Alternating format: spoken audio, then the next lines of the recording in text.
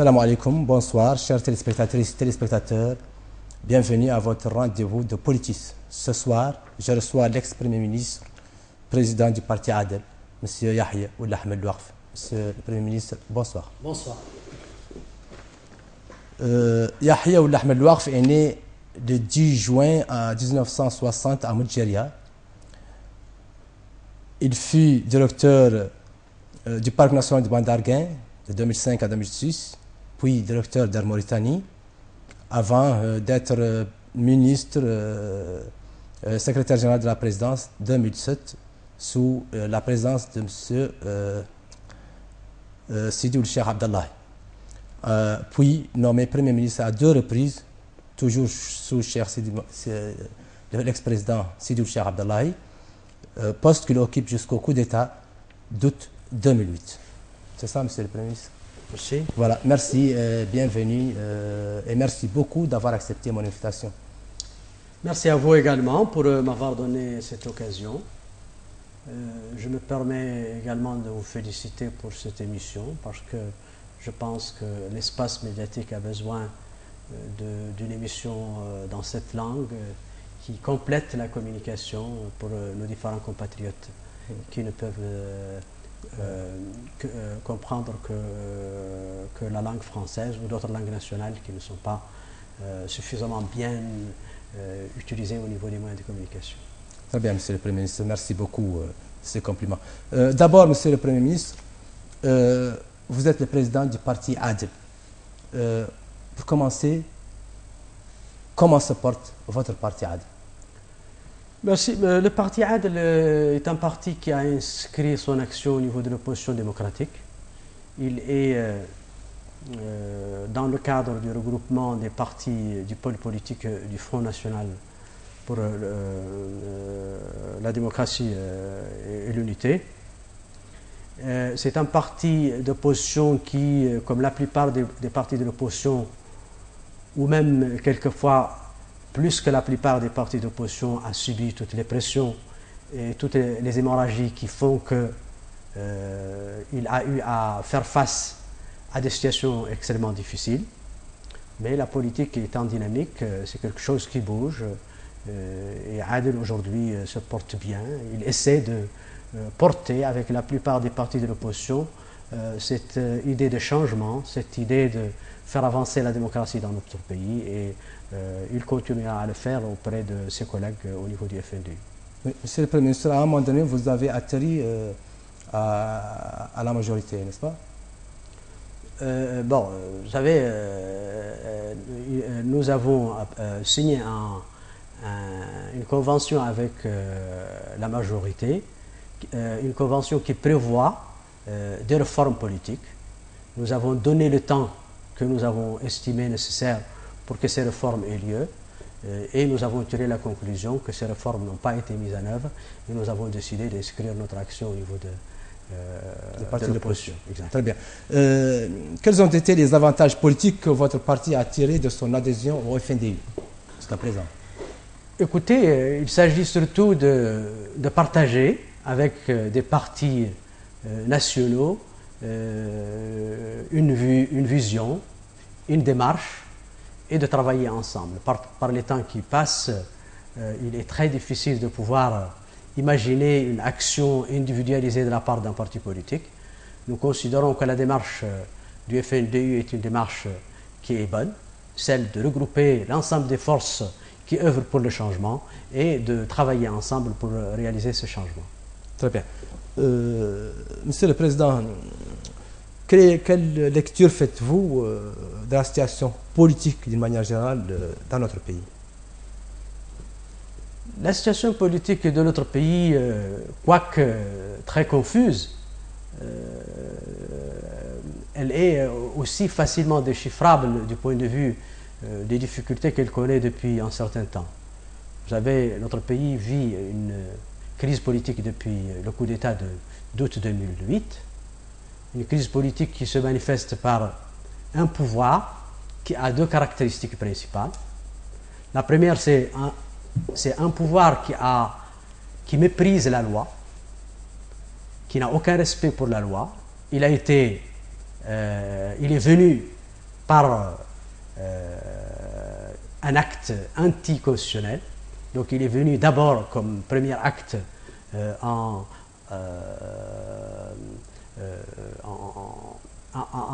étant à l'origine d'une rupture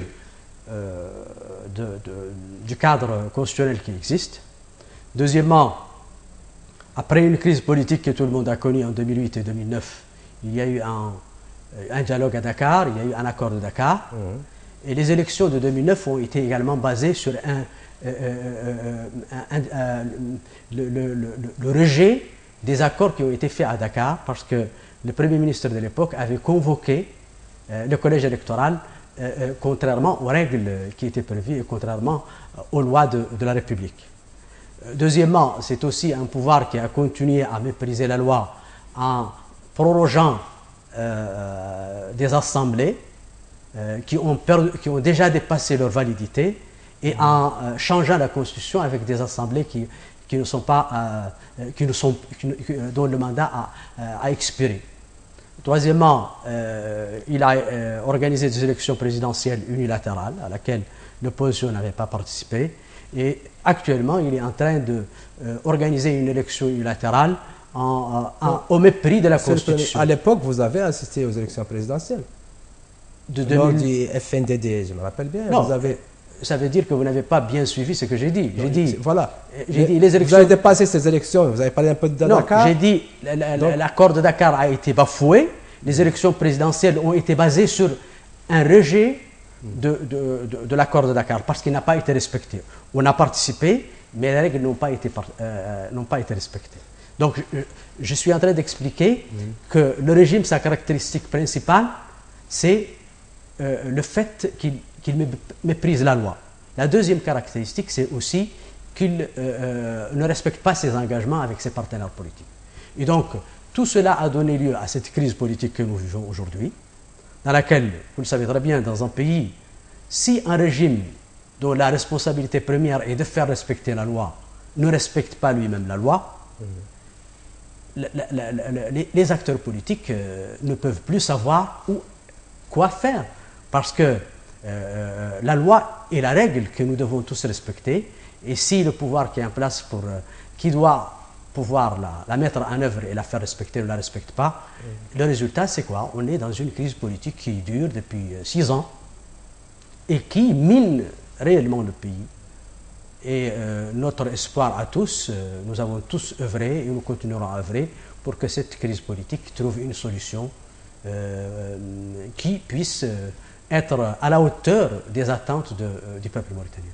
Très bien. Monsieur le Premier ministre, vous avez conduit à un moment bien donné le dialogue avec le pouvoir, qui a échoué en plus.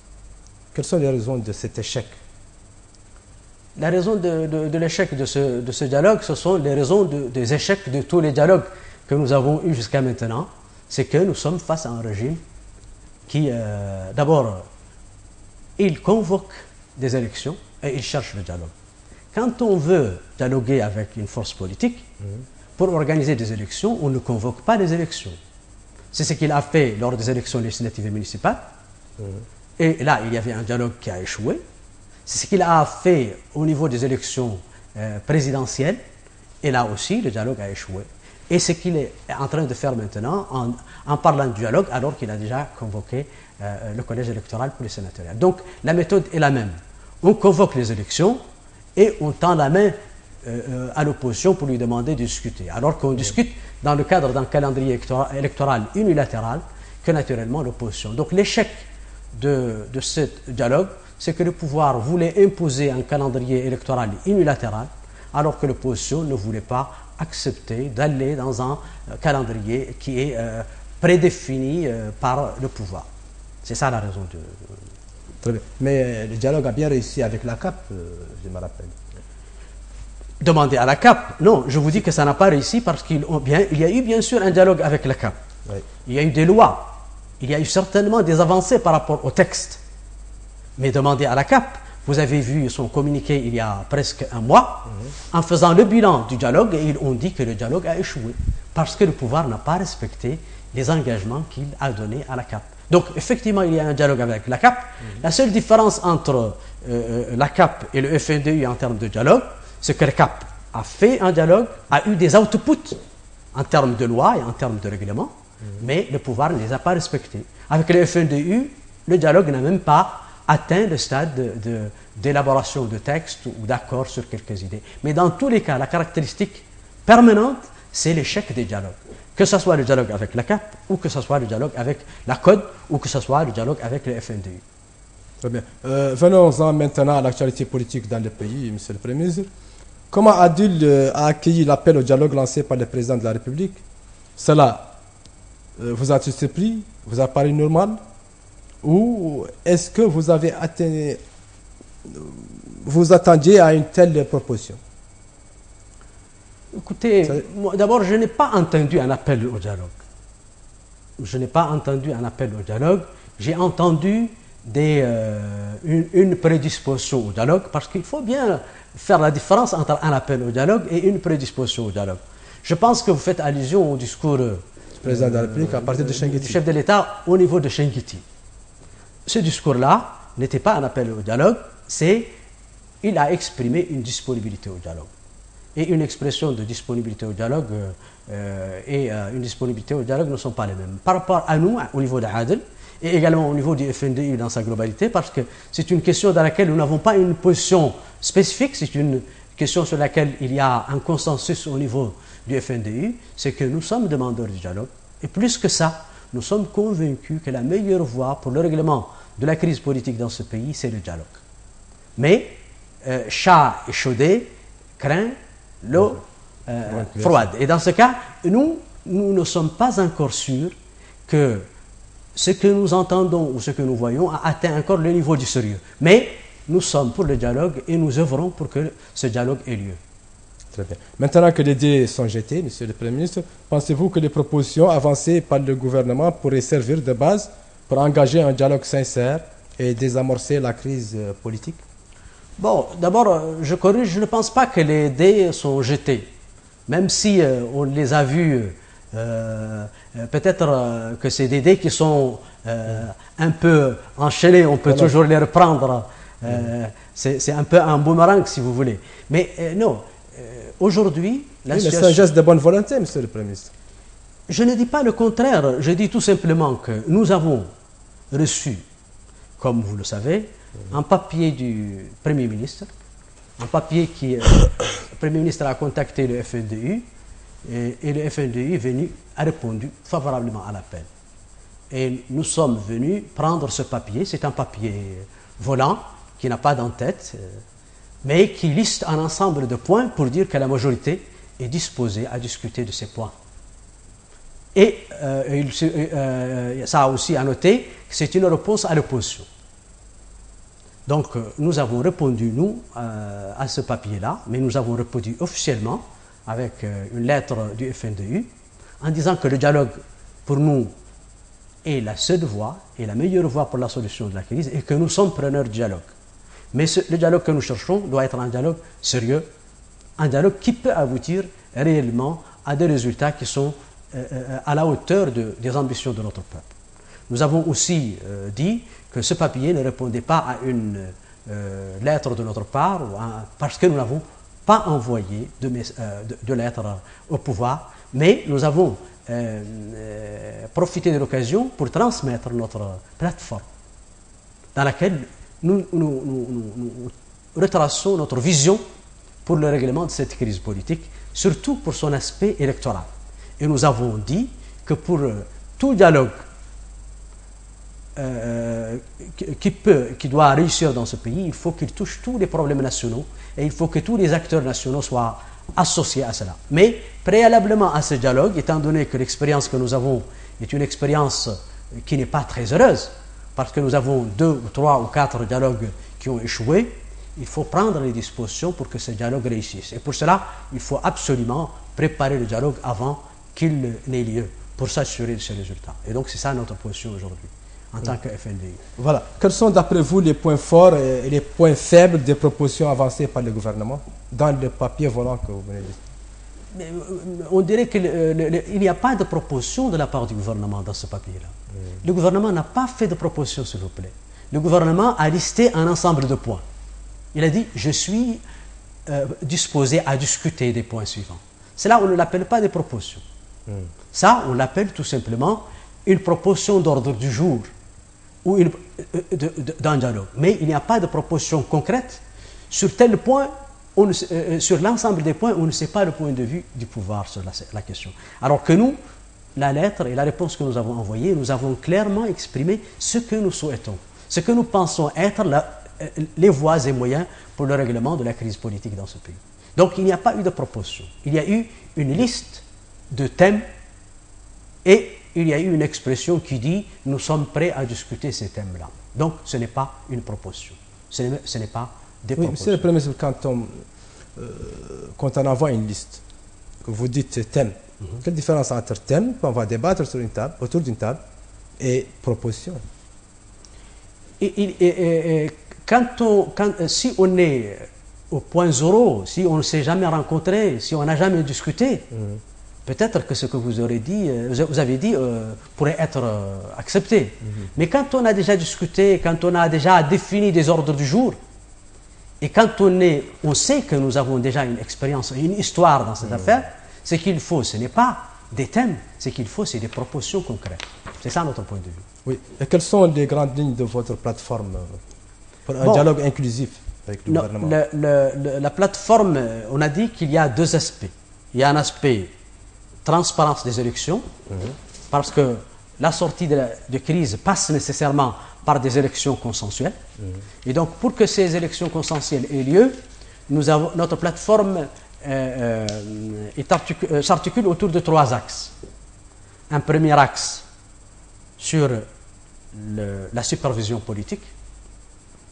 Vous savez, j'ai parlé tout à l'heure de la loi, du respect de la loi.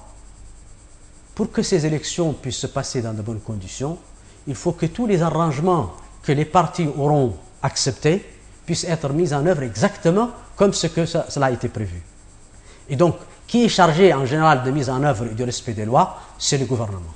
Et donc, nous avons pensé que pour qu'il y ait une élection transparente, une des conditions qui nous semble être la meilleure, c'est un gouvernement de consensus. Un gouvernement de consensus, qu'est-ce que ça veut dire? Ça veut dire un ensemble de ministres, avec leur Premier ministre, qui peuvent inspirer la confiance pour tout le monde. Ça veut dire des gens que nous jugeons, que la majorité, que les autres acteurs jugent en mesure d'arbitrer une opération électorale. Donc, ça c'est le premier axe. Le deuxième axe concerne les structures qui sont en charge du suivi et de la mise en œuvre des élections. Et là, vous avez le Conseil constitutionnel, vous avez la CENI, vous avez l'État civil, vous avez les directions du ministère de l'Intérieur qui ont une responsabilité dans l'opération électorale. Et donc, dans ce cas-là, il faut que ces institutions soient recomposées de manière consensuelle. Pour que les personnes qui auront la charge de superviser et de mettre en œuvre l'élection soient des personnes qui inspirent confiance pour les acteurs politiques et civils qui vont être partis à ce dialogue-là. Ouais. Il faut également qu'il y ait une neutralité absolue de l'administration. Parce que l'administration est quelque chose qui appartient à tout le monde, qui doit être un arbitre dans tout ce qui se fait. Et donc l'État doit être pour tout le monde. Et on ne doit pas utiliser l'État pour une partie et contre une partie.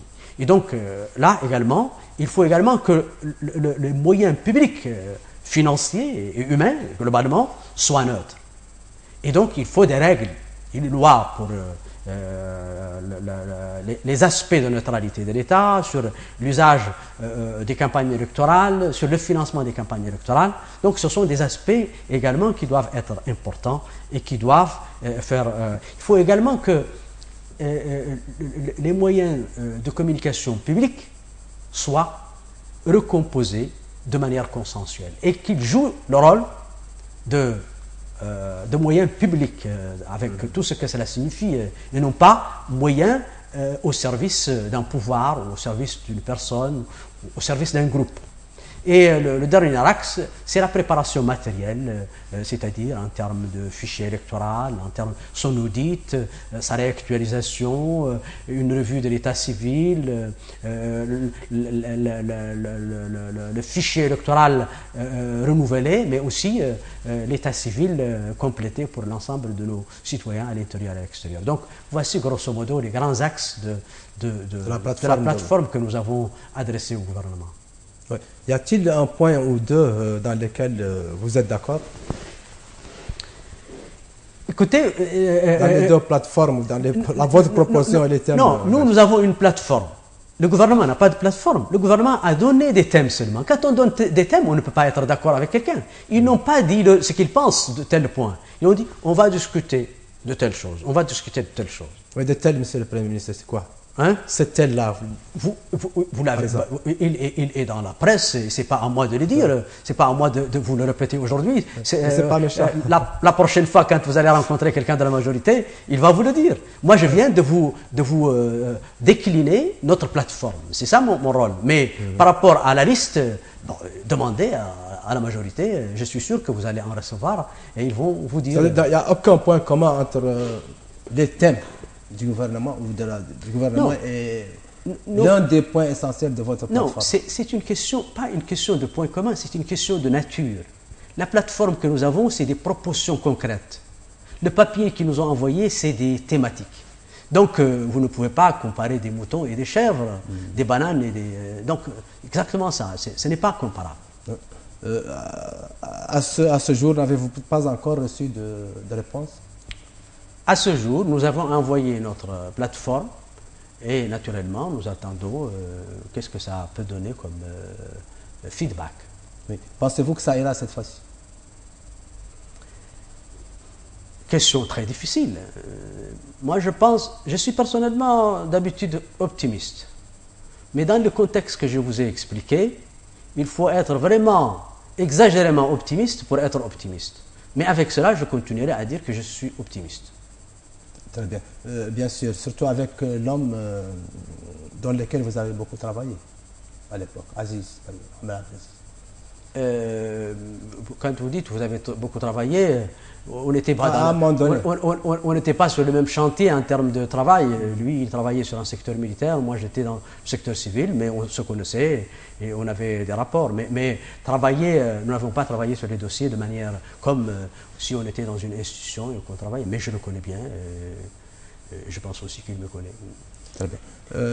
Monsieur le Président, certains analystes évoquent l'existence de divergences profondes au sein du FNDI sur la conduite à tenir face aux propositions du gouvernement. Si tel est le cas, sur quel point précis portent ces divergences? Bon, vous savez, le FNDI est une structure plurielle dans laquelle il y a des partis politiques, il y a la société civile, il y a les syndicats, il y a des personnalités indépendantes. Et quand on est dans une structure plurielle qui n'est pas centralisée, il n'y a pas un pouvoir qui nous gouverne, mais il y a une discussion et un débat. Et ces discussions et ce débat, nous les avons chaque jour. Par rapport au point que vous soulevez, à ma connaissance aujourd'hui, il n'y a pas de divergence sur cette question. Le FNDU a répondu. Il a envoyé sa plateforme. La plateforme qu'il a envoyée est une plateforme qu'il a adoptée en février 2014. Et donc, c'est adopté par tout le monde. Et donc, jusqu'à maintenant, le FNDU est absolument d'accord sur la démarche qui a été entreprise jusqu'à maintenant. Et donc, je vous le dis, il s'agit de rumeurs qui ne sont pas fondées. Il s'agit de manœuvres qui cherchent à diviser le FNDU, mais à ma connaissance, le FNDU est absolument solidaire par rapport à la démarche. Ses objectifs sont bien définis. Naturellement, il y a toujours des discussions au sein du FNDU sur différentes questions, mais par rapport à cette question, si le FNDU n'avait pas répondu, ou si une partie du FNDU avait répondu et une autre n'avait pas répondu, on dirait que le FNDU est divisé. Non, le FNDU a répondu et a répondu au nom de tout le FNDU. Très bien. De votre point de vue, Monsieur le Premier ministre, qui sont concernés par le dialogue politique? Doit-on le limiter aux seuls partis politiques ou l'élargir à d'autres forces du pays? Le dialogue politique concerne tout le monde. Partis politiques, société civile, syndicats, tout le monde est concerné. Parce qu'il s'agit de l'avenir de la Mauritanie. Et tout dialogue aujourd'hui ne peut pas ne pas traiter des questions comme l'unité nationale, la question de l'esclavage, la question du passif humanitaire, la question de la cherté de la vie, la question de la gestion des ressources publiques.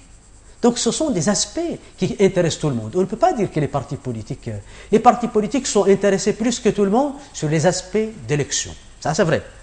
Mais quand il s'agit de questions nationales, quand il s'agit de problèmes de charité de la vie, quand il s'agit de la gestion des ressources de l'État, des ressources du peuple, tout le monde est concerné. Maintenant, quel format pour ce dialogue? Naturellement, il faut qu'il y ait une discussion pour définir, parce qu'on ne peut pas appeler tout le peuple mauritanien ensemble pour discuter, il faut trouver un format. Et bien sûr, ce format doit convenir à tout le monde. Et donc, il faut prendre le temps pour s'assurer que tous les acteurs pertinents et significatifs au niveau du pays sont intégrés. Naturellement, ces acteurs se regroupent suivant leur sensibilité. Aujourd'hui, le FNDU est un grand groupe, la majorité est un groupe, la CAP est un groupe. Et donc, ça se structure et tous les groupes doivent participer à ce dialogue, si ce dialogue va avoir lieu. Oui. Pensez-vous que des ONG non reconnues telles que IRA, FPC, Ex-Flamme, devaient être associées à ce dialogue? D'abord, personnellement, je ne pense pas qu'il doit y avoir des ONG non reconnues. Ma compréhension de la loi, c'est que toute organisation qui dépose les éléments constitutifs pour sa reconnaissance doit être reconnue. Maintenant, si cette organisation ne respecte pas la loi, on doit appliquer la loi à cela. Et donc, je ne pense pas que ni IRA, ni aucune autre organisation ne doit être privée de participer à ce dialogue. Et tout le monde doit participer à ce dialogue. Tout le monde. Très bien. Si des négociations devraient s'engager avec les FNDI, qui est prêt à négocier avec le gouvernement ou avec la majorité présidentielle? Comment? C'est-à-dire, si des négociations devraient s'engager, avec qui le FNDI est-il prêt à négocier? Avec le gouvernement ou la majorité présidentielle? Le FNDU a dit dans sa lettre explicitement qu'il est prêt à dialoguer, qu'il comprend que le dialogue doit se faire avec le pouvoir en place, c'est-à-dire avec le pouvoir exécutif et son chef, le chef de l'exécutif. Mais cela ne veut pas dire que nous excluons les autres. Le dialogue doit être entre tout le monde avec le pouvoir exécutif. Parce que c'est le pouvoir exécutif qui dispose des moyens de mettre en œuvre les décisions. Et donc nous devons discuter tous, mais en présence du pouvoir, et le pouvoir doit s'engager à mettre en œuvre les arrangements qui auront été obtenus à l'issue du dialogue. Très bien. De quoi dépendra selon vous la réussite de ce dialogue? De la volonté des uns et des autres ou de faire des concessions, de la présence aux négociations d'une partie tierce, d'autres garanties par exemple? Bon, ce dialogue naturellement dépend de la volonté de tout le monde, parce que tous les acteurs, si les acteurs sont sincères, ça c'est un facteur positif. Si les acteurs ne sont pas sincères, ça c'est un facteur négatif. Maintenant, dans ce dialogue, il y a ceux qui demandent l'application des lois. Il y a ceux qui demandent des lois justes.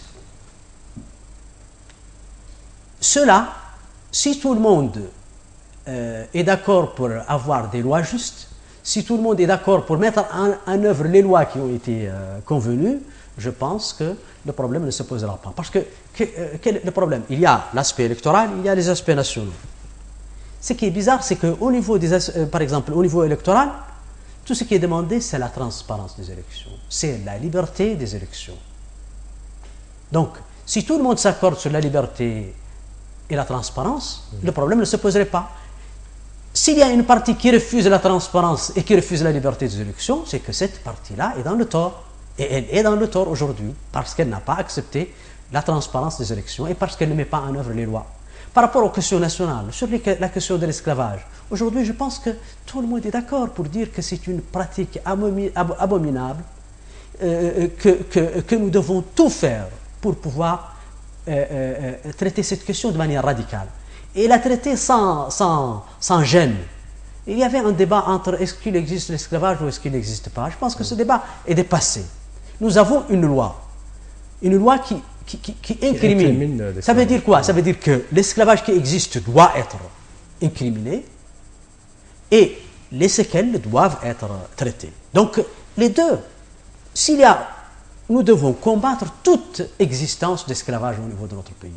Et nous devons combattre et traiter toute séquelle qui est liée à cette... Et Dieu sait qu'il y en a beaucoup. Il y a beaucoup de séquelles, il y a beaucoup de cas qui peuvent être observés. Et on entend partout qu'il y a des cas. Et donc, il ne faut pas avoir peur.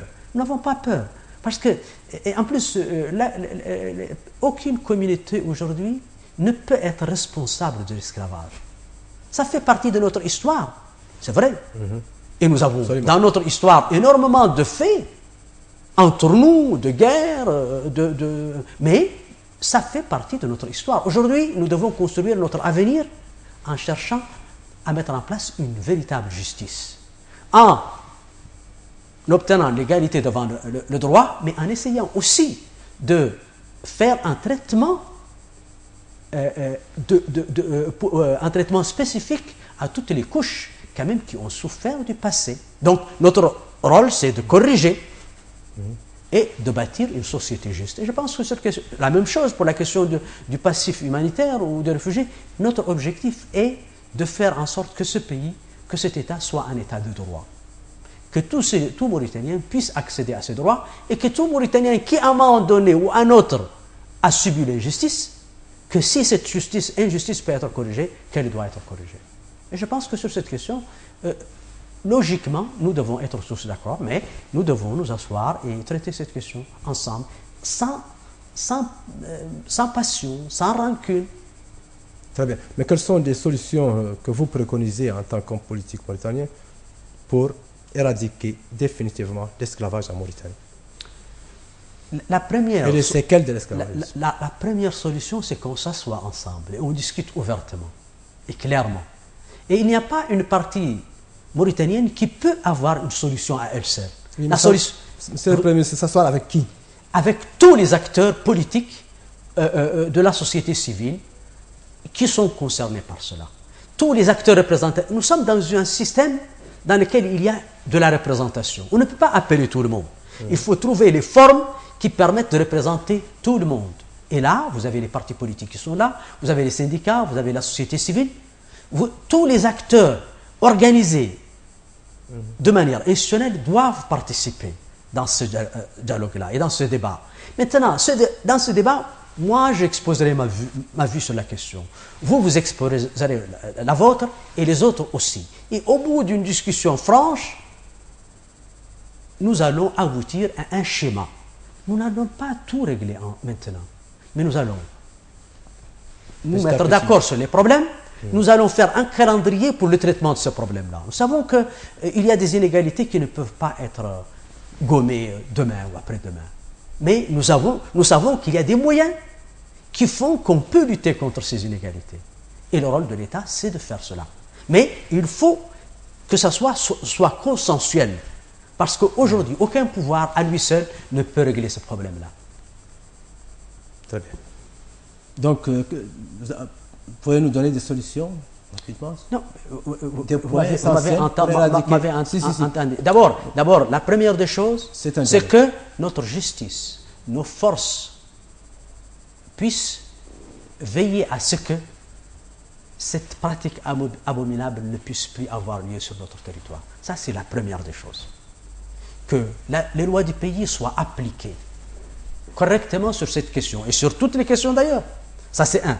Deuxièmement, que l'on puisse faire un diagnostic réel de la situation des couches défavorisées et voir quelles sont les mesures les plus appropriées sur l'éducation, sur l'emploi, sur l'accès aux services de base en termes d'eau, d'électricité. Et c'est ça la justice sociale. Et donc, mais cela doit être conçu dans le cadre d'un programme dans lequel aussi la question de ressources n'est pas à oublier. Il faut lui obtenir des ressources. Parce qu'on doit faire un arbitrage par rapport aux ressources que nous avons et par rapport aux ressources que nous pouvons obtenir. Mais je suis persuadé que si on élabore un plan global consensuellement que nous pouvons lui allouer une partie importante de nos ressources propres et que nous pouvons obtenir d'autres ressources additionnelles qui peuvent nous permettre de le réaliser. Très bien. Quel est, à votre avis, Monsieur le Premier ministre, le profil de la personnalité la mieux indiquée pour conduire des négociations à leur terme? Profil de quoi? Pour le dialogue. Quel dialogue? Un dialogue ne peut pas être fait par une seule personne, quand même. Un dialogue, ça se fait entre au moins deux. Bien sûr. Donc, vous voulez que je vous trace le profil des deux ou de 10 ou de 20? Non, vous êtes prêt pour le dialogue. Le gouvernement aussi est prêt pour le dialogue. Quel est, à votre avis, le profil des personnalités les mieux indiquées? Moi, je peux vous parler seulement d'un côté. Je vous dis, nous sommes prêts pour le dialogue. Et dès que le dialogue, ces conditions objectives sont réunies, le FNDU désignera les personnes. Et dans le FNDU, il y a beaucoup de personnes qui ont le profil de pouvoir le diriger. Ça ne manque pas. Mais dès le moment où les conditions objectives sont réunies, le FNDU désignera les personnes pour le diriger. Maintenant, de l'autre côté, je ne peux rien vous dire. Je ne peux pas vous dire qu'ils sont prêts. C'est vous-même qui vous l'avez dit. Moi, je ne peux pas le dire. Si. Bien. Nous savons que, voilà, vous aurez par exemple le préfet, le premier ministre, le ministre des Relations, chargé des relations avec le Parlement et la société civile. Est-ce qu'il y a des personnalités que vous... Je ne me prononcerai pas du tout parce que ce n'est pas mon problème. Et même si je me prononce, ça ne servira à rien parce que je ne serai pas écouté et d'ailleurs je ne me prononcerai pas. Voilà. Okay. Bon, comme vous voulez, monsieur le Premier ministre. Voilà. Écoutez, toujours dans ce contexte, vous avez envoyé une plateforme. Êtes-vous prêt à des concessions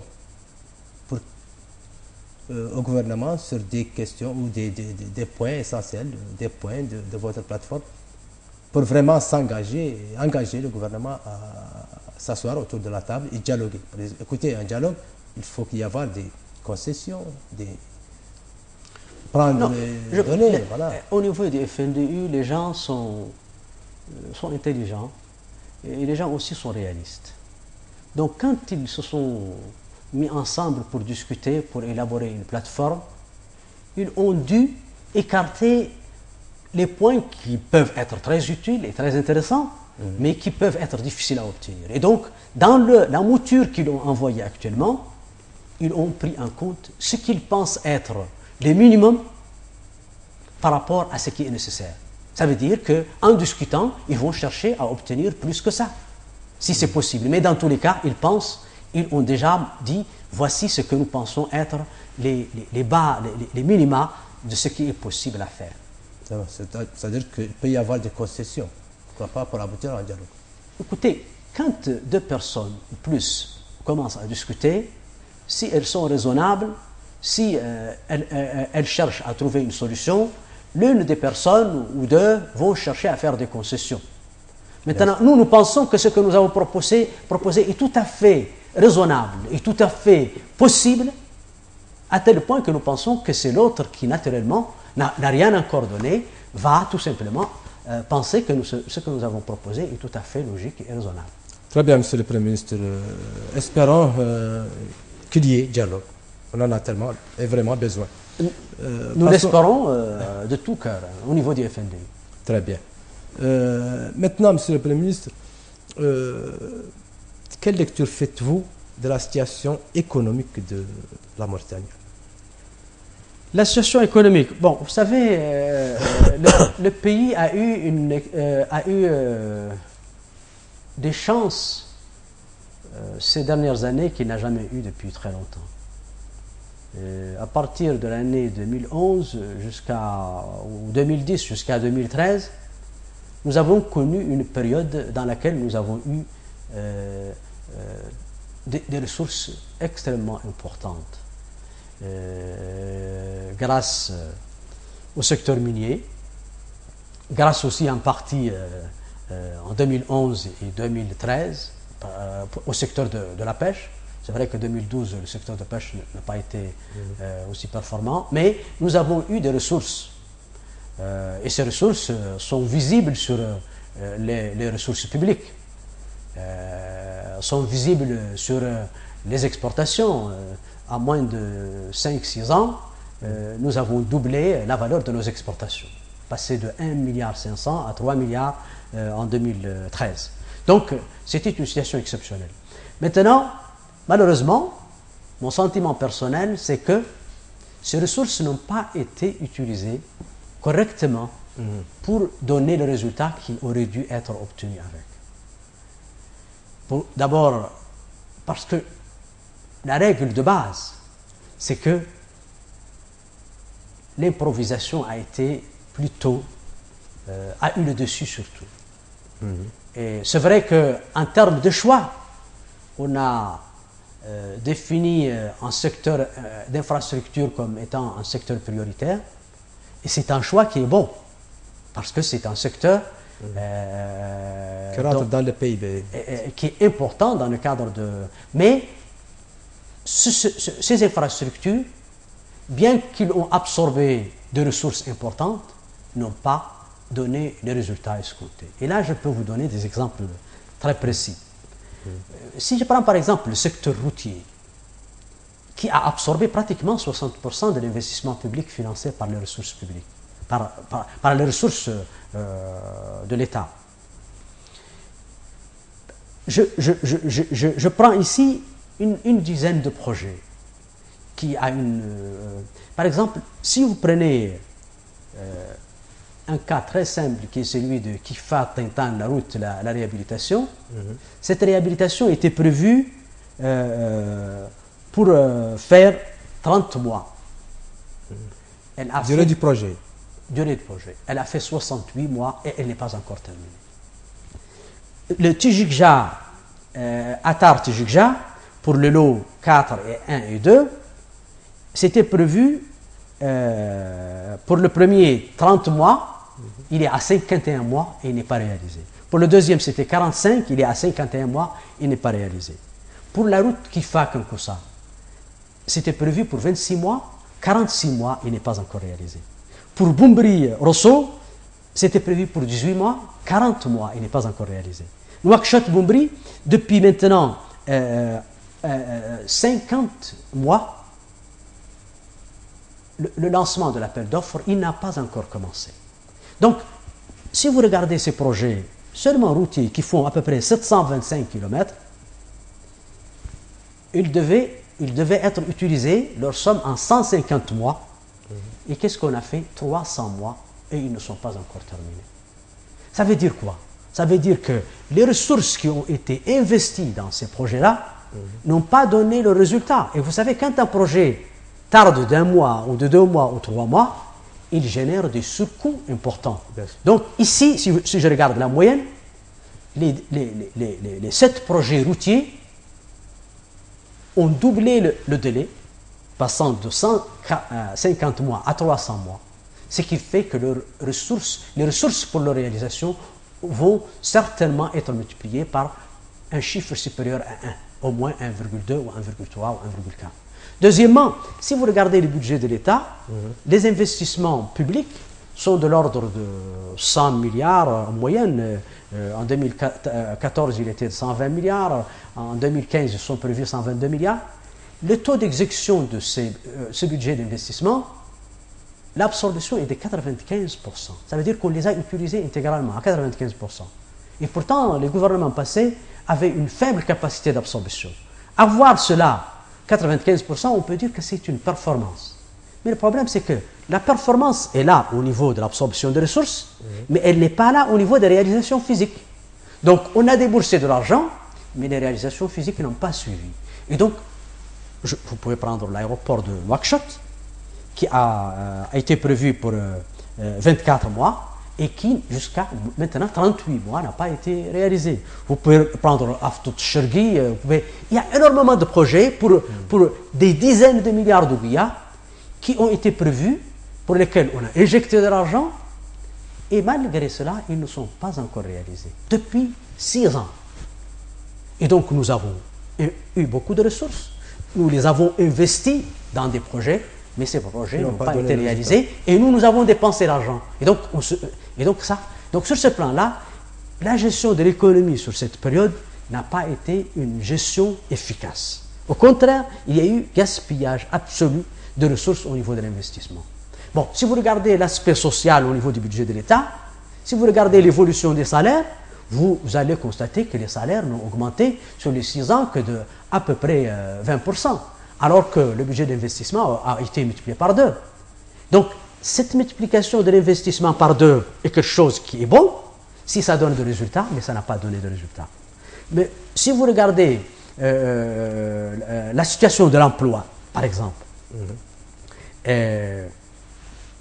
vous avez certainement entendu parler d'une enquête qui a été faite en 2012 et qui a déclaré que le taux de chômage était de 10%, 10,1%, alors que la dernière enquête déjà parlait de 32%. Donc, cette enquête-là, d'abord, si vous lisez le contenu de l'enquête, vous allez vous rendre compte que le chiffre de 10% est de la poudre aux yeux. D'abord, la méthodologie a été changée. Deuxièmement, si vous regardez la structure, vous allez trouver que dans l'enquête, 53% des gens qui sont considérés comme au travail sont précaires. Ça veut dire que leur emploi n'est pas un emploi effectif. Si vous regardez la nature de cet emploi, vous trouverez que 86,5% c'est au niveau du secteur informel. Et si vous regardez le taux emploi, vous allez voir que le taux emploi représente lui seul 45%. Ça veut dire quoi? Ça veut dire que le chômage, et ce qui est plus grave, c'est que le BIT, qu'on avait utilisé un peu pour dire que cette enquête était parrainée par le BIT, que la méthodologie était... Bureau international de travail. Mais le BIT vient de publier son rapport sur l'emploi en 2015 et vient de dire que la Mauritanie est le pays qui a le taux de chômage le plus élevé au monde. Et c'est sur le site du BIT. Oui, mais c'est depuis quand, monsieur le Premier ministre? C'est maintenant. Regardez le site du BIT. Ils ont publié ça il y a quelques jours. Et d'ailleurs, la presse locale en a parlé. Avez-vous le chiffre en 2007, pendant que vous étiez Premier ministre à l'époque? L'enquête qui a été faite en 2008. Et elle parlait de 32% de taux de chômage. Maintenant, le problème, ce qui se pose, c'est qu'en 2012, on nous a dit que le chômage est passé de 32 à 10. Mais la réalité, c'est qu'on vient de nous confirmer que le chômage s'est aggravé. Et les ressources, je viens de vous parler des ressources qui ont été obtenues au cours de cette période, qui ont été 2 à 3 fois supérieures aux ressources qui ont été obtenues les années d'avant. Et donc, mon appréciation globalement de la situation économique du pays, c'est que nous avons eu une occasion que nous avons ratée. Nous n'avons pas l'opportunité qui nous a été donnée n'a pas été exploitée de manière judicieuse. Et deuxièmement, nous sommes en train de rentrer dans une période qui peut-être être un creux. Pourquoi? Parce que le prix du minerai de fer a passé de 180 à 60 $. Il a diminué. Et le prix du pétrole également a chuté de 110 à un peu moins de 50 $. Donc ça affecte le niveau de ressources dont nous allons avoir besoin, ce qui veut dire que nous n'avons pas exploité la situation favorable que nous avons et nous risquons de rentrer dans une situation très difficile. Si nous la gérons comme on a géré l'abondance, ça va être aussi grave que ça. Et ça, c'est par rapport globalement à mon appréciation de la situation économique. Maintenant, on peut parler de secteur comme vous voulez. Voilà, le secteur bancaire exactement. Et quelle lecture faites-vous de l'affaire Maurice Bank, exactement, surtout? Alors, ce que je dirais, d'abord, le secteur bancaire, vous savez, les 3 dernières années, on a pratiquement doublé l'effectif des banques et institutions financières. On est passé de 12 à peu près à une vingtaine. Dans un pays, normalement, on ne peut pas doubler l'effectif des banques en moins de 3 ans. Ça n'a aucun sens. Ça ne peut arriver que chez nous. Premièrement, parce que si vous faites du benchmarking, ça veut dire que vous regardez ce que font les autres, regardez au nord, au sud, vous allez vous rendre compte que ce nombre de 20 pour 3 millions d'habitants est incroyable, est impossible. Si vous regardez les dépôts dans notre pays, qui ne dépassent pas globalement 350 milliards en 2013, au 31 décembre 2013, ça ne justifie pas la création d'autant de banques. Ce n'est pas normal, ce n'est pas possible. Et donc, on a fait de l'improvisation. On a créé des banques, et en général, les banques, on les crée pourquoi? Quand on a des professionnels qui vont nous apporter du savoir-faire, et quand on a des financiers qui vont nous apporter de l'argent. Or, la dizaine à peu près de banques et d'institutions financières qui ont été créées, il n'y a pas de savoir-faire et il n'y a pas d'argent. Donc, les banques qui ont été créées n'ont apporté ni moyens financiers, ni savoir-faire. Parce que vous connaissez très bien les personnes pour lesquelles ces banques ont été données, ils n'ont ni le savoir-faire, ni les moyens pour créer des banques. Si vous regardez le rapport de la Banque centrale en 2013, qu'est-ce qu'il vous dit? Il vous dit qu'il a mis en place un cadre réglementaire pour la loi 20-2007, la loi sur les gestions de crédit, qu'il a défini les équilibres de ressources permanentes et des actifs sur les divisions de risques. Donc, vous avez l'impression que nous avons mis en place un dispositif. Ils ont prévu des audits externes, ils ont arrêté les fonds propres à 6 milliards. Mais qu'est-ce que vous voyez après? Vous voyez que les banques ont été autorisées sans savoir-faire et sans moyens, et que la loi n'a pas été respectée. Parce que les fonds propres n'ont pas été respectés. Les 6 milliards n'ont pas été engagés au niveau de... Et donc la faute revient à la BCM. Tout ce que je dis concerne les autorités monétaires. Il n'y a pas de respect pour la loi. Quand la loi vous dit, le Conseil de politique monétaire ne doit autoriser une banque, d'abord que lorsqu'on en a besoin. Je dis que le niveau... Si vous regardez aussi le rapport de la banque en 2013, la rentabilité des fonds propres des banques est de l'ordre de 6,8%. Ce n'est pas une rentabilité, c'est une rentabilité presque égale à l'inflation. Ça veut dire que le taux de rentabilité des fonds propres des banques n'est pas du tout un taux de rentabilité raisonnable. Donc, ça veut dire qu'on devait réduire le nombre de banques et non pas l'augmenter.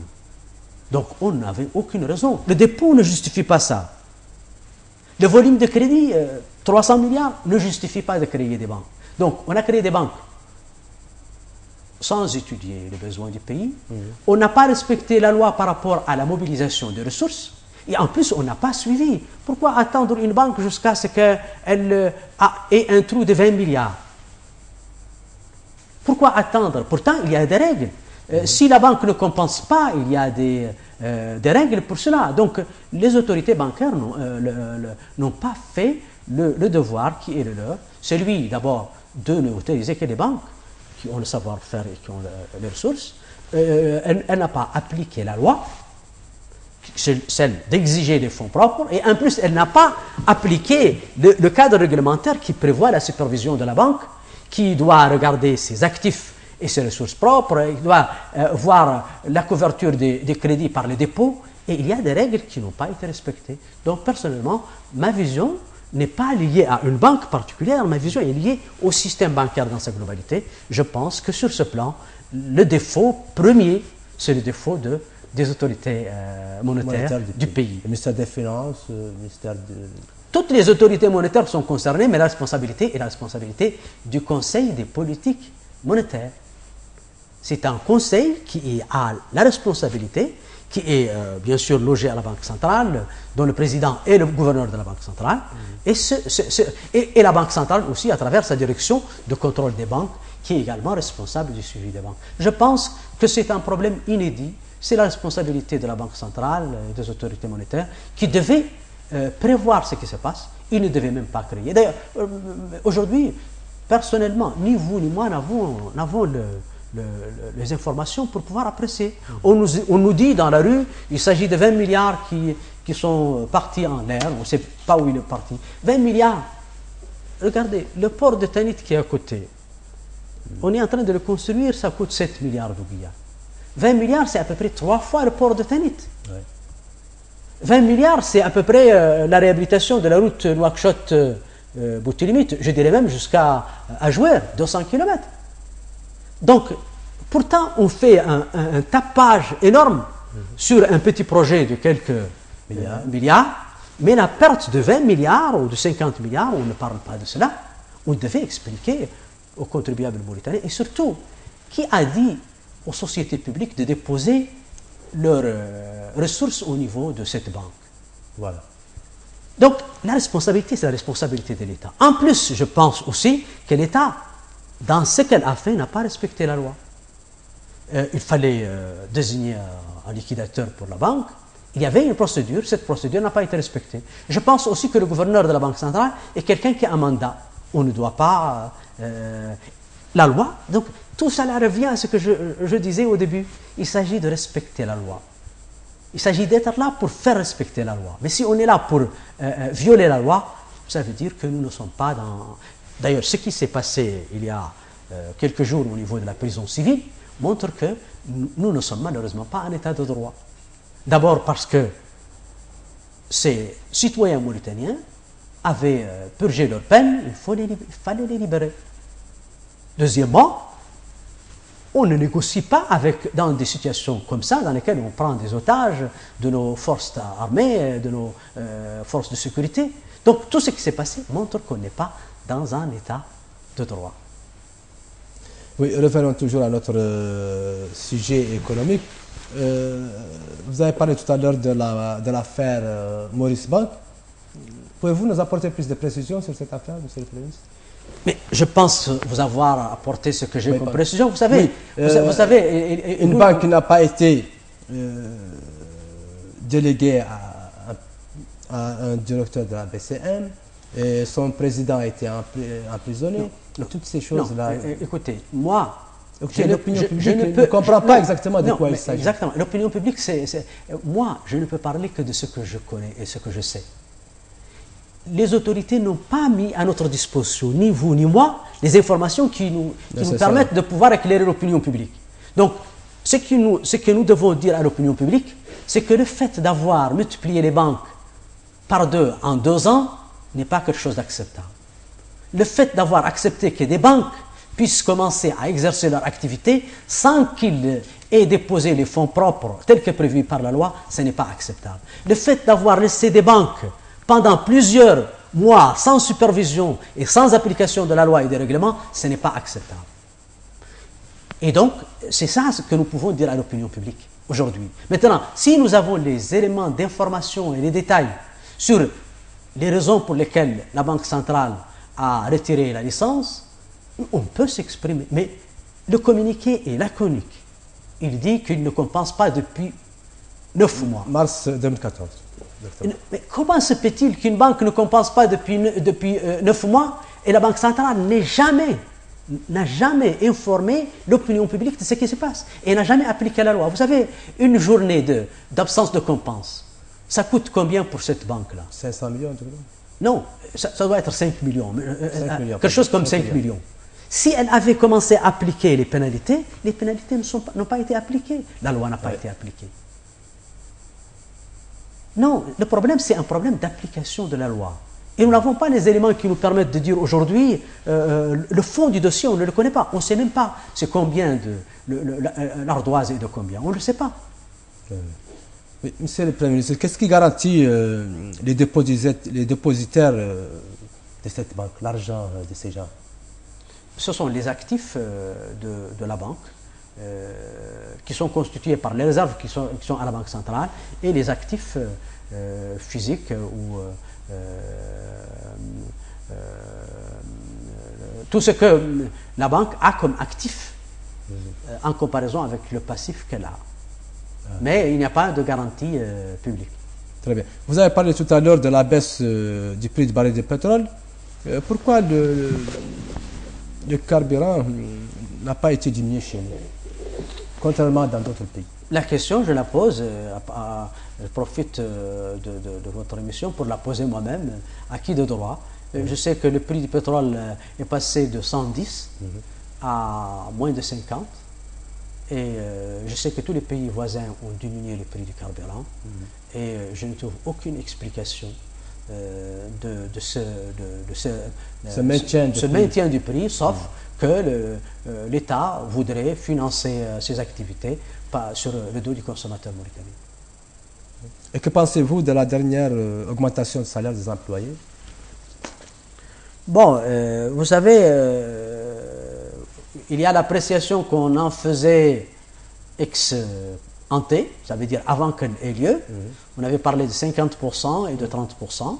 Bon, cela a fait couler quelques salives chez les fonctionnaires. Absolument. Maintenant, ex post, c'est-à-dire après l'avoir observé, on voit que c'est malheureusement des miettes. L'augmentation globale du poste salaire et traitement est de 10 milliards, dont vraisemblablement 3 à 4 milliards doivent couvrir les avancements des fonctionnaires, les nouveaux recrutements, ce qui fait que l'augmentation globalement ne doit coûter que 6 milliards d'ouguiya pour l'État. Et mon appréciation personnelle, c'est qu'elle a été 3 ou 4 fois annulée par l'augmentation de la TVA, qui va rapporter pour l'État plus que 10 milliards, annulée par l'augmentation d'autres taxes sur le lait, sur les véhicules, mais également, vous venez de dire, le carburant. Aujourd'hui, pratiquement, plus de 35 à peu près % du prix tel qu'il est payé aujourd'hui par le consommateur va comme ressource directement pour le budget de l'État. Malheureusement, ce n'est même pas budgétisé. On n'a même pas respecté la transparence pour dire, écoutez, on va mettre ça sous forme de taxe et on va le budgétiser. Non, c'est un fonds qui n'est pas budgétisé. Bon, c'est vrai qu'il va servir pour la trésorerie de l'État, mais dont on ne sait pas comment il va être budgétisé par la suite. Mais là, c'est le moment de le dire, malheureusement, depuis que ce pouvoir est en place, le budget n'a jamais été une loi au sens du terme, parce que chaque fois on fait une loi initiale, et à la fin de chaque année, on fait une loi rectificative, alors que dans tous les pays du monde, une loi, ça se respecte. Absolument. Et quand il y a un problème, on fait un collectif budgétaire, on le fait immédiatement. Or, non, nous, on présente un document à la chambre d'enregistrement, et puis à la fin de l'année, on présente un autre. Et donc, je pense que ça fait partie exactement de ce que je viens de dire sur le respect de la loi. C'est fondamental dans le cadre de... Mais quelle analyse faites-vous de la cherté des denrées de première nécessité dans ce pays? Vous avez... le carburant est un élément essentiel de la structure, parce que tout dépend du carburant. Donc, il impacte tout. Personnellement, j'étais toujours en faveur d'augmentation du prix du carburant quand les prix sont élevés. Parce que je pense que c'est normal. Il faut que le consommateur puisse avoir un signal correct sur le prix et il faut qu'il prenne en charge le prix. Mais je ne comprends pas qu'on puisse ne pas ajuster le prix à la baisse quand le prix du pétrole baisse. Quand j'ai parlé de la TVA, ça aussi c'est une augmentation de prix qui va avoir lieu. Donc malheureusement, le niveau des prix chez nous augmente, il va augmenter à cause de la TVA cette année. Oui, très bien. Mais quelle analyse faites-vous sur les boutiques ML? Ont-ils une certaine rentabilité pour les moyens salariés et les pauvres? Bon, je pense que l'idée en elle-même n'est pas mauvaise. Je pense que dans des moments difficiles, ça a servi à quelque chose là où cela était disponible. Parce qu'il y a, dans tout village, dans toute ville, il y a des gens qui achètent des quantités, de petites quantités quotidiennes et qui ont des pouvoirs d'achat très faibles. Et donc le fait de venir en aide à ces gens était quelque chose de bon. C'est une bonne chose. Maintenant, la mise en œuvre de l'opération n'a pas été également, n'a pas respecté sa philosophie. C'est des boutiques qui ont été ouvertes, qui ne sont pas approvisionnées régulièrement. Moi, je vous demande par exemple de prendre votre téléphone et d'appeler dans le village que vous connaissez ou dans quelques villages que vous connaissez. Vous dites depuis quand votre boutique ML n'a pas fonctionné. Et vous allez avoir la réponse pour vous dire que ça ne fonctionne pas de manière continue. En plus, c'est aussi des produits qui ne sont pas des produits de qualité. Donc, donc ce sont les aspects négatifs de l'opération. Maintenant, en eux-mêmes, c'est une bonne chose si on arrive à apporter dans les localités où les gens ont besoin de produits essentiels à des prix subventionnés, mais la question c'est au niveau de la mise en œuvre, le coût de l'opération pour l'État. Qu'est-ce que ça coûte et qu'est-ce que ça rapporte? Et sur cette question, je pense que l'efficacité n'est pas là. Et quelle différence entre ce programme de boutique ML et le programme que vous avez initié avant, c'est-à-dire le PSI, programme spécial d'intervention? La philosophie est la même. Voilà. La philosophie est la même, c'est d'apporter dans des villages reculés, dans des quartiers sensibles, des denrées à des prix subventionnés. Donc la philosophie et l'esprit est la même. C'est au niveau de la mise en œuvre, c'est au niveau du coût que cela peut engendrer par rapport rapporté à ce qu'il apporte comme résultat pour les gens. Et donc, mais globalement, dans des situations difficiles, le projet que nous avons initié n'est pas un projet à caractère permanent, c'était un projet pour faire face à une situation particulière qui devait absolument s'arrêter. Et donc, il n'avait pas vocation à continuer. Le problème, ML a voulu continuer, mais il a voulu continuer dans la discontinuité.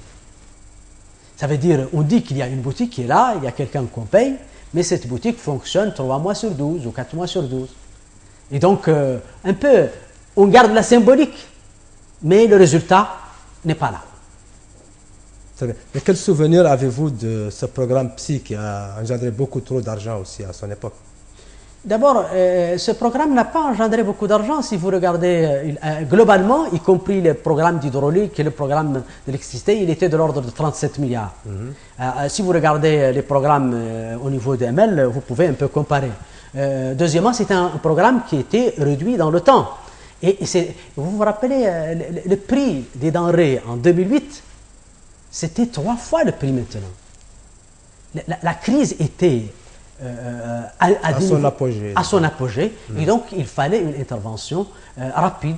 Ce programme était là, il y avait des structures qui le mettaient en œuvre. Personnellement, j'étais ministre secrétaire général, je n'avais pas la responsabilité de mise en œuvre, mais j'avais le pilotage politique de cette opération. Mais je n'étais pas opérateur dans ce programme. Je l'ai piloté politiquement.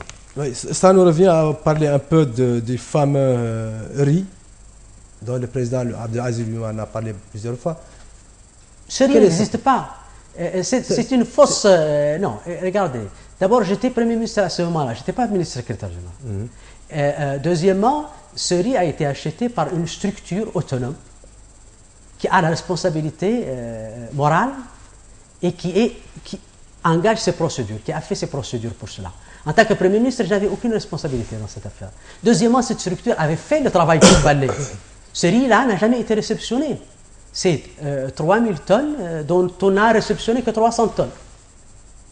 Et donc, ça faisait partie d'une opération communication parce qu'il y avait un coup d'État, il y avait un Premier ministre qui a été contre ce coup d'État, et il fallait absolument l'arrêter, ce qui a été fait. D'ailleurs, on m'a arrêté avant cela, et on pouvait m'arrêter sans cela. Ça n'avait aucune importance. Et je me rappelle, vous avez fait une dizaine de mois, n'est-ce pas, en prison? Bien sûr, oui. Et là, on parlait d'un trou de 3 milliards de Gouya au niveau de la gestion de Mauritanie. Qu'en est-il précisément? Air Mauritanie, vous savez, c'est une entreprise qui a une activité qui était déficitaire. Parce qu'un déficit d'une entreprise, ce n'est pas un trou, c'est une perte. Et donc, elle avait perdu, si vous regardez son bilan, avant mon arrivée, vous trouverez qu'elle avait perdu de l'argent. Moi, j'ai fait 1 année et demie, ça a perdu de l'argent, mais j'ai réduit cette perte de moitié. Et si vous regardez les bilans aujourd'hui, vous trouverez qu'elle a perdu de l'argent aussi. Et donc, placer cela pour... il s'agissait d'une exploitation qui était déficitaire. Et donc, cette exploitation était déficitaire au niveau de cette entreprise. Et personnellement, j'avais mis en place un dispositif qui permettait de réduire. Et j'avais obtenu des Marocains un accord qui permettait de leur rentrer au niveau de cette entreprise-là. Et cela a été fait. Mais malheureusement, le gouvernement en place n'avait pas accepté cela. Et donc, c'était la raison pour laquelle Air Mauritanie n'a pas continué. Et elle a fonctionné après moi 1 année et demie. Donc, tout cela était lié à une situation et un contexte particulier, qui était le fait que j'étais à ce moment Premier ministre et j'avais eu le courage de dire que je n'étais pas d'accord pour le coup d'État. Ce qui n'était pas du tout une affaire dans ce pays, vous qui le connaissez bien, la plupart des coups d'État, immédiatement les gens soutiennent, ce qui n'a pas été mon cas. Mais j'ai assumé, j'en ai payé le prix aussi.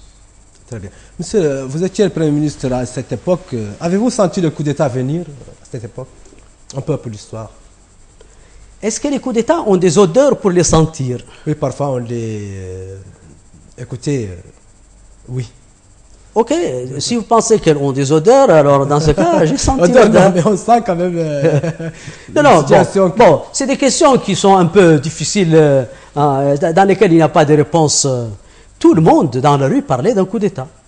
Tout le monde, personne, tout le monde parlait de ce coup d'État. Il y en a qui croyaient en ça, il y en a qui ne croyaient pas. Il y en a qui pensaient qu'on ne pouvait pas faire un coup d'État. C'était le cas du président à l'époque. Il pensait que ce n'est pas possible, qu'il n'existe pas des gens qui peuvent faire des coups d'État. Donc l'appréciation différait. Il y avait des gens qui pensaient qu'il y avait un coup d'État, il y a d'autres qui pensaient non. Très bien. Monsieur le Premier ministre, vous avez dit dans une interview récente,